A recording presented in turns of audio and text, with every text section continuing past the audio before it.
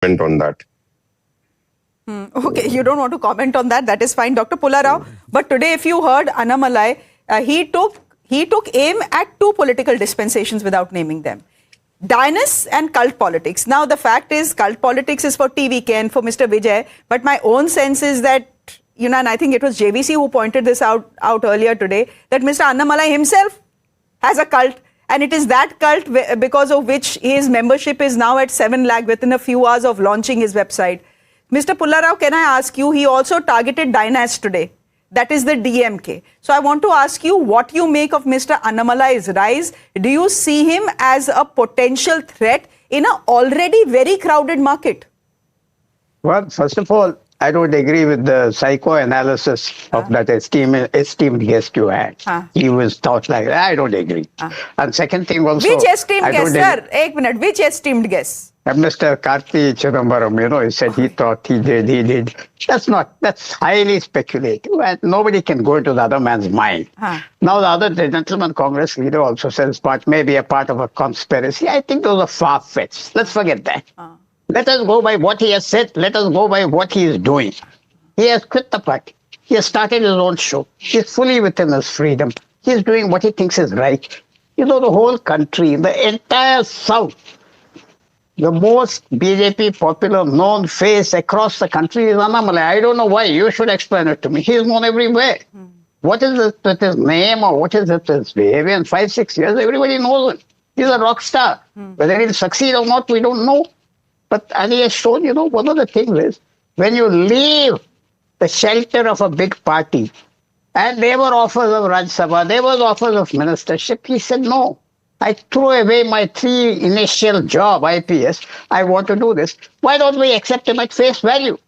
Why deride him? Why deride a man who says he's going to do something new? And my friend, Mr. Karunesh, I heard Mr. Tirupati Narayan, a respectable man. No loss, BJP organization. Where is the organization in Tamil Nadu that you have? Where is it? Where are the people? You got 1 seat. I respectfully tell you, you got 0 literally. Had it not been for ADMK. That's not a nice, gracious way of saying he's no loss. Mr. Nainar Rajendran, he lost his own seat, I think. Despicably. He lost it. Where is it? He's gone. He did have impact. Give him his due respect. And respect him as an individual. He's got more guts than all these other people who have not left their big parties. It was a brave move. All the very best to him. All the very best to him. And the BJP can say what it wants to say. But the damage is already being seen. One small point, Shreya. One small point. Yeah, that's the last point. Go ahead. You see, there is ample space everywhere in the country for more political parties. There is space. Somebody else will lose space if somebody comes with a new idea. When Vijay came, most of us didn't think that he would cross 30 seats, 40 seats. Most of us respectfully say many pollsters were totally wrong.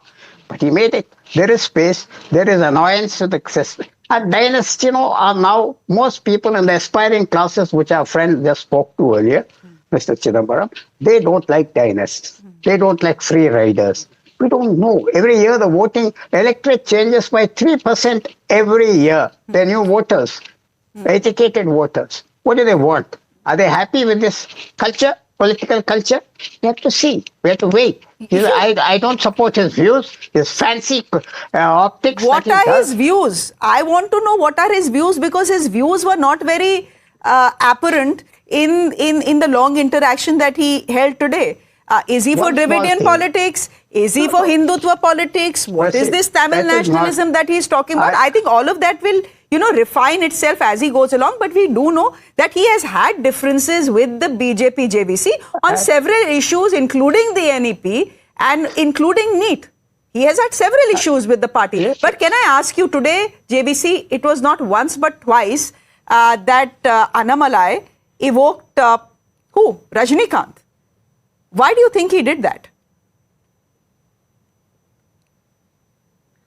Because, see, he himself confessed, right, that, he wanted Rajinikanth to be in the politics. And before he joined BJP, he said he had a word. Because when Rajinikanth wanted to start politics, Annamalai was supposed to be the face. And as far as NEET and other principles are concerned, it was same Annamalai who had been defending all these for the last 6 years. In No, fact, he on three-language did. policy, He I did had differ, differed with but him, that- because even today I have my own reservations as far as three-language issue is concerned.